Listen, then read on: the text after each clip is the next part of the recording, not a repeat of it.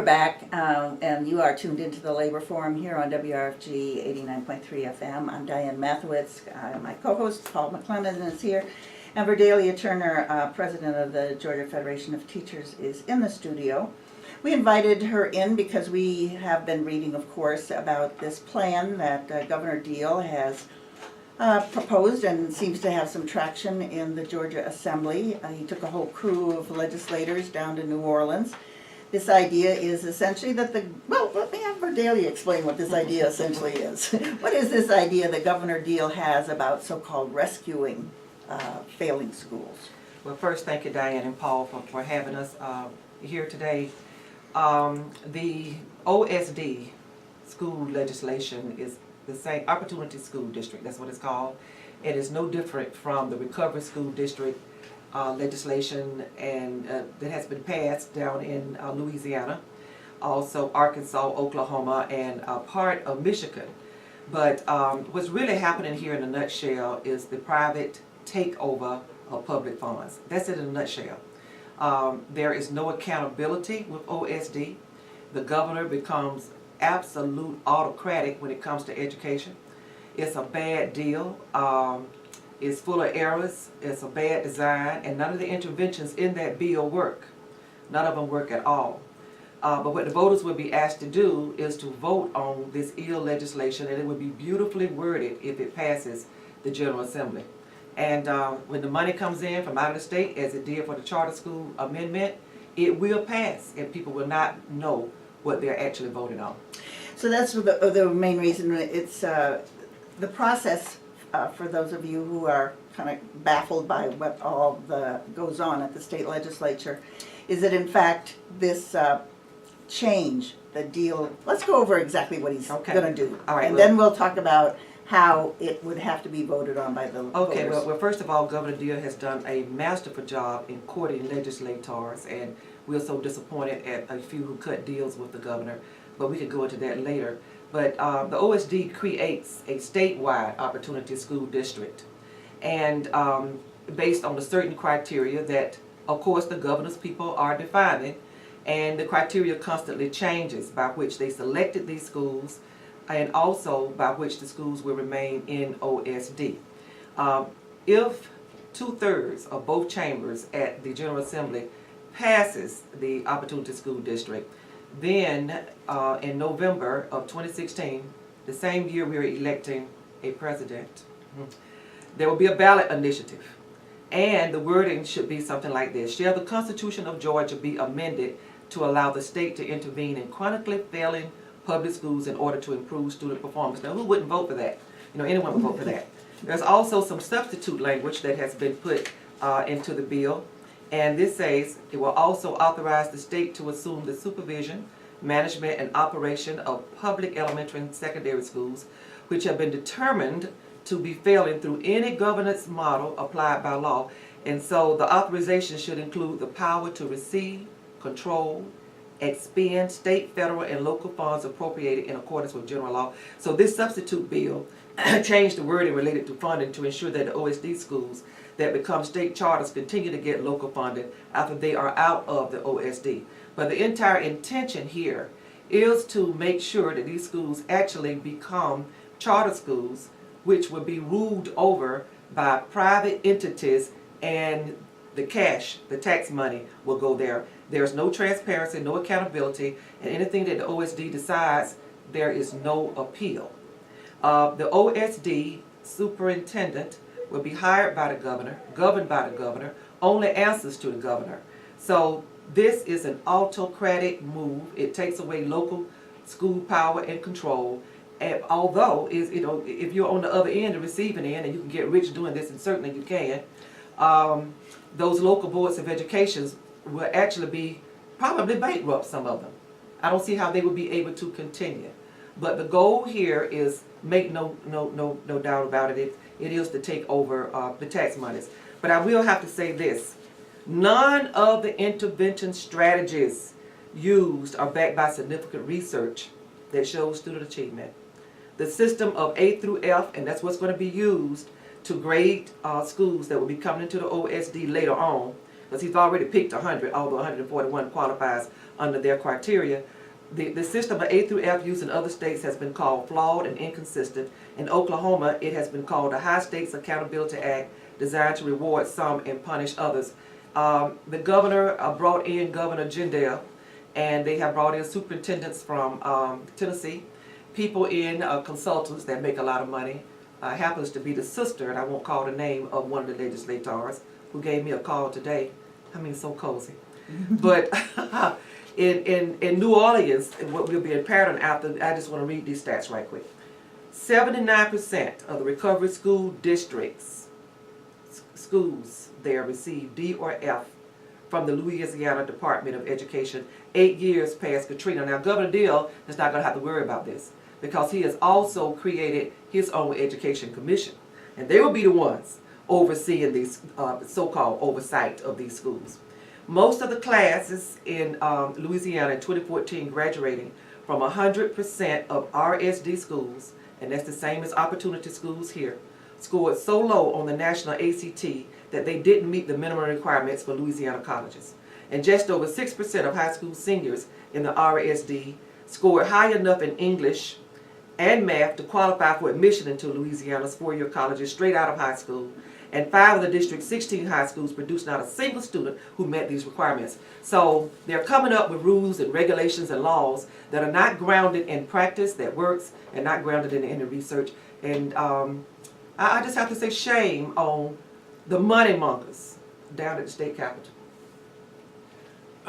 Going back to New Orleans, this happened after Katrina, and could you say a little more, as I remember, the whole system, it was like a blank slate? That's all the right. teachers, what happened That's to right. the teachers? A beautiful, beautiful opportunity. There were several phases to this, and it's kind of convoluted also, but I think it's about 3 years ago is when the Recovery School District, this big legislation came in to make sure that these schools actually remain charter. But yes, Katrina set forth an opportunity to revamp the school district. And what's happening actually is that there are different little charter schools all over. I understand a delegation went down from the state capitol. We have asked Stacey Abrams to give us a report. Some other legislators have asked also. We don't have that report yet. But with these schools, there were private entities that set up these particular schools. The dropout rate is high.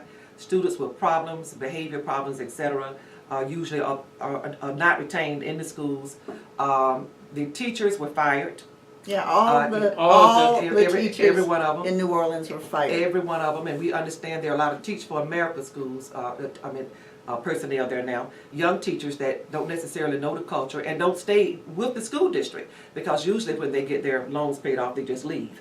But we understand that a very poor job is being done, and in fact, last week, one of the parents from New Orleans was here to speak. We had asked the Democratic caucus, and we didn't ask the Republican caucus, but we let some know she was coming for this parent to speak. There are activists there. But the facilities are deplorable in most of the schools. And the children are not learning, and it's chaotic. So we talk a lot about privatization here, and I'm dealing with it, we deal with it at MARTA a lot, and it's coming up now. And one of the things about privatization is in order to make a profit, service has to suffer and the working conditions are worsened.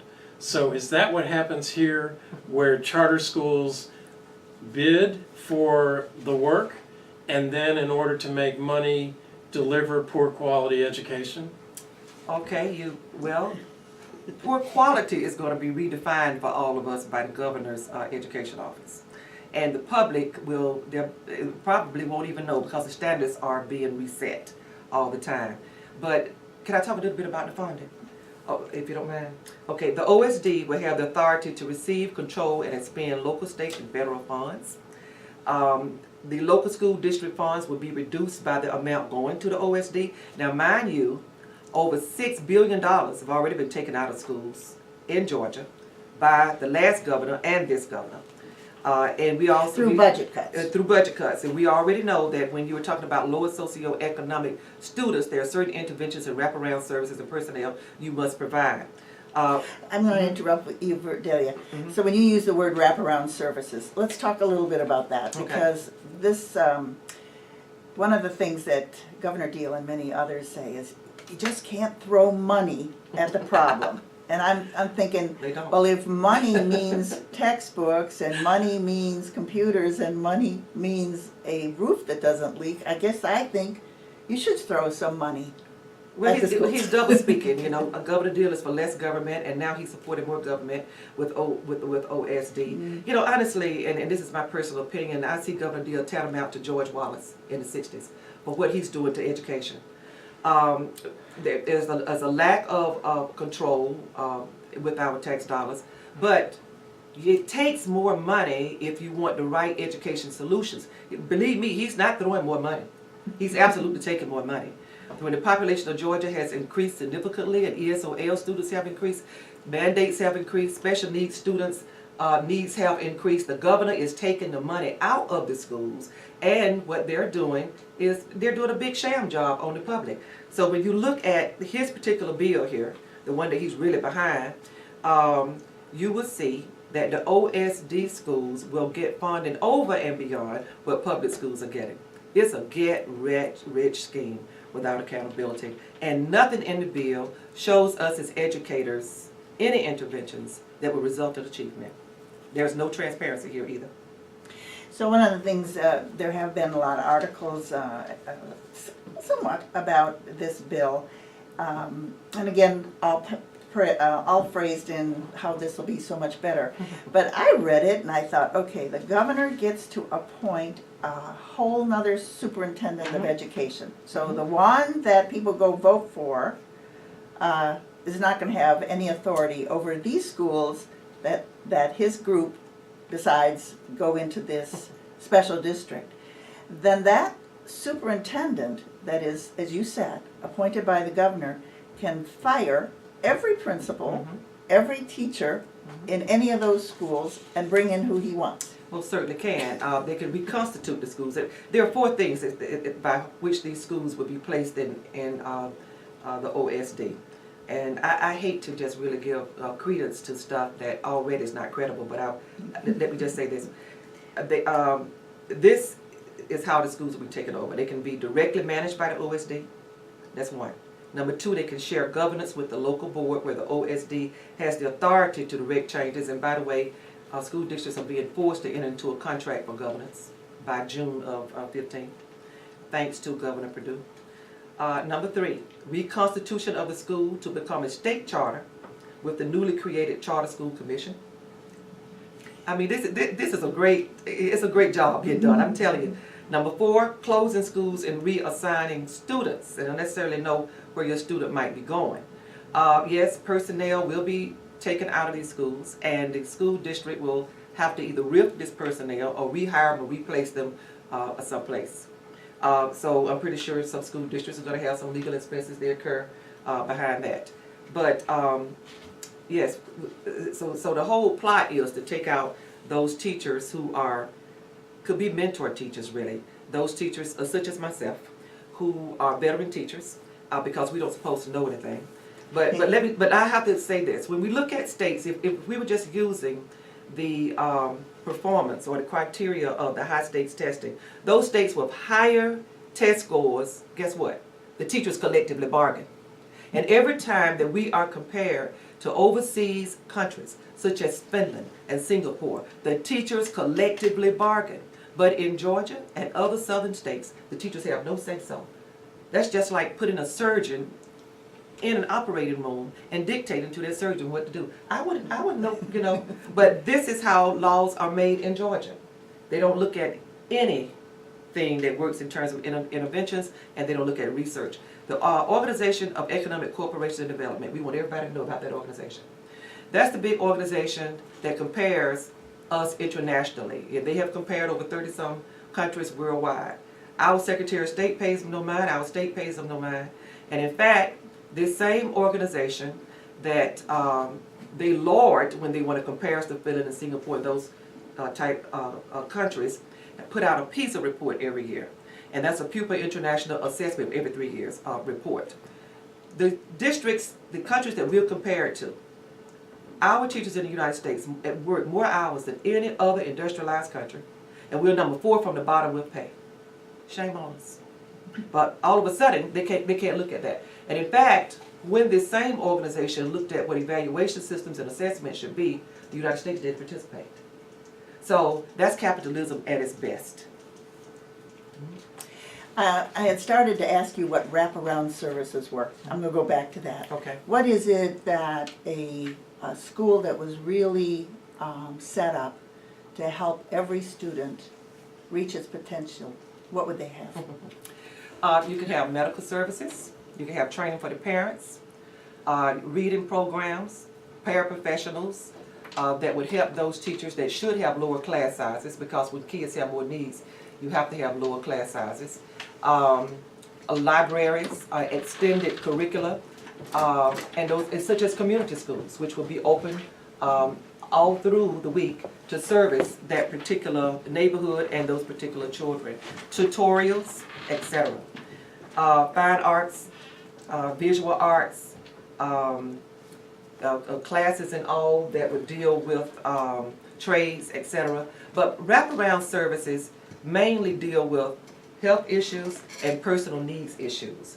Making sure that these children are fed properly, making sure that they can get a flu shot if they need one, making sure that their eyes are tested and that they have the eye glasses that they need, and that their ears are tested and they can hear properly, making sure that the disabilities of the children are taken care of. And it just so happened, a report that came out through the Southern Ed Foundation shows us that 51% of the children in the United States now fall below the poverty level. And there we are now saying that, oh, we're going to take all of these schools that are in the lower socioeconomic areas geographically, such as Atlanta, which will lose 27 schools, DeKalb 26 schools, I believe Augusta will lose about 14 schools. They pounced in on those. Why? Because those schools usually receive a certain amount of funding from various sources in the government that they want to get their hands on. Also, and I hate to say it, but it's true, most of those areas have low informed voters. Very low informed voters. And I'll give you an example. When we did the exit poll on the charter school amendment, and we personally went, some of us, the people were saying, oh, I didn't know that. It just sounded so good on paper. Well, they do that all the time They do with it all the every time. amendment. It's usually whatever the wording says, the result of it is the opposite of whatever the wording says. I have to name this too now. Regular schools don't have this. The OSD charter schools that become state charters continue to get the same level of funding after they exit OSD. But they're operated by private folk.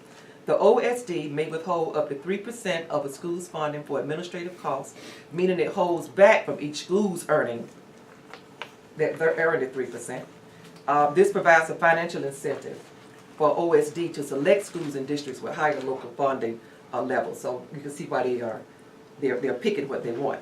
And then the General Assembly may appropriate additional funds to the OSD to be allocated at the superintendent's discretion. Private funds may also be solicited and accepted by the OSD, and the OSD superintendent decides the proportional local share of revenue that will go to the OSD students. If the OSD school becomes a state charter, the students will continue to get the local funding forever. And this amount is deducted from the state funding of the local school district, as if our local schools in the state could afford that. Some of our schools are still holding school, some of our districts, 4 days a week. This is maybe, it's a little off topic. Obviously, when the governor put in his budget that school bus drivers and cafeteria workers were no longer going to be eligible for health insurance, there was a hue and a cry. Not just from the school bus drivers and the cafeteria workers, who particularly in the rural areas, the main reason they have this job, which is pretty low wage and part-time, is because of that insurance. All right, so then the legislature all said, oh, we can't do this, we can't do this. And what they did is they passed the buck to these school districts now. So in other words, a school district now is going to have to pay the insurance for their bus drivers and cafeteria workers if they want to keep trained, experienced bus drivers and cafeteria workers, which will then cut, as I see it, into the money that goes to... It's all designed to make the school districts grovel and to put them out of business. That's what it's designed really to do. Georgia is leading the pack with this. We knew last year when those workers were reclassified what was going to happen. But here's the question, Diane. Our governor was a congressman. We wonder if he's taking the Cadillac insurance that the congressman get for health, or is he getting the insurance that the legislators who've been there 10 years, remember now the state pays for this 100%. So which plan is he going to choose? How unfair, I mean really unfair. Everyone should be up in arms on this. This bill will force local boards not only what you said to pay for the health insurance, but transportation, cafeteria workers, custodial services, alternative education, broadband, utilities, special education services, I said that, test administration services, student information services for schools designated as OSD. And the school system, once OSD gets you a building, they don't turn it back. They don't give it back to the taxpayers now. Once those buildings are in their hands, the local school will have to keep up the capital on those buildings. They'll have to keep those The buildings. maintenance. Yeah. How unfair. And it's never returned. So when you said Governor Wallace, what comes to mind hearing you is that we're talking about a new system of segregation. We are. It is the old segregation by class. That's exactly what it is. And it's the new civil right. We do not have a federal right to free education, but we have to know that the American school system educates everyone, and it's the only country that does that. Schools have created the middle class here, and we are wiping out the middle class. Do schools need fixing? Yes, they need fixing, but we know how to fix them. We have no problems with legislators coming to our offices with their hands out. They'll come there in a minute. But when it comes to legislation for education, they don't call us. And I've talked to Sid Chapman, GAE, they don't call him either. I talked to the last president of GAE, they don't call them either. Okay? So we just have a minute left. Verdaillia Turner, president of the Georgia Federation of Teachers. If our listeners out there are like, oh my gosh, I didn't know any of this, what can I do? What can they do? What we want every listener to do is to call their legislators and ask them to vote no. But right now we want you to clearly focus on House members. On Wednesday, there's a hearing on this bill, I don't know the time, by the Education Committee. You can call the Education Committee and tell them, I can't curse on radio, but tell them H no, okay? Tell them that. And we put these people here. However, some have reminded us that this is a republic, Turner. This is not a democracy. If that's not enough to make you mad, so pick up the phone and call them, email them also, and you can come down to the state capitol and let legislators know that we need this bill defeated. Ask your pastors to stand up also. You can go to our website, GAE's website. You should see some information. There are others that we can direct you to once you get to that website. But tell everybody what's going on. The website again is GFTAFT.org. Okay, say that one more time. GFTAFT.org, or call 404-315-0222. Thanks so much, Verdaillia. This is important information. Education is obviously key to every person here, not just in the state of Georgia, but all over the world.